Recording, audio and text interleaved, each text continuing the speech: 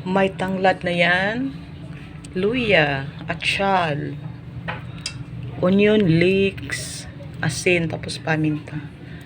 May ano na yon, isa pang seasoning.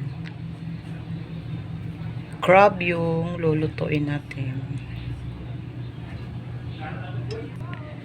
Yung crab ay binuksan ko na ng bahagya para mamaya yung kakain is hindi na mahirapan na yan. Hindi ko naman diretso, konti lang. Tapos dapat nakatihaya para yung mga taba niya, aligi niya, andun pa rin sa likod niya. Diyan, nakasit na dyan. Tapos ito, tinanggal ko para hindi na mahirapan yung kakain mamaya.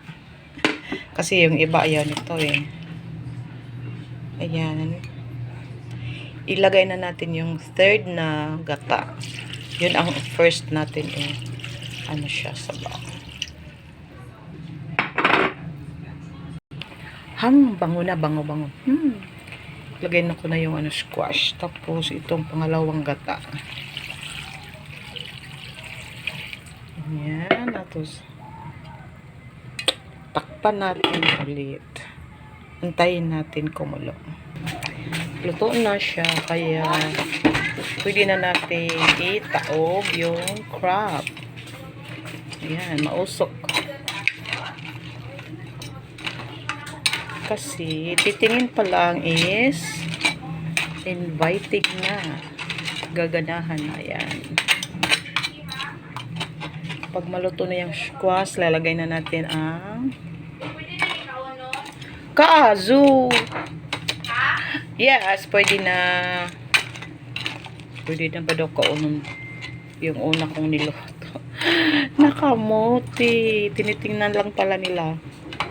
Tapos ko na yan i-vlog.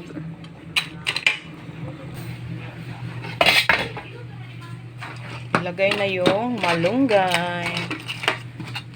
Dali lang yan maluto. Ako ba daw kilala? Press. Hindi niya kasi narinig kanina. Ito na yung ating kakang gata, di ba? Yan, ang ganda tingnan ng sabaw, ang puti. Ganyan. Pag kayo, maggata. Thank you for watching.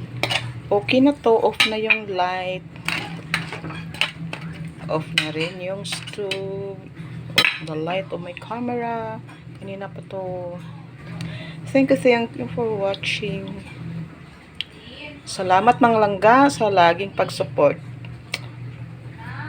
Pahag naman sa inyong lahat. I love you all. God bless you. Ginataang crab or lambay sa amin. Love you all.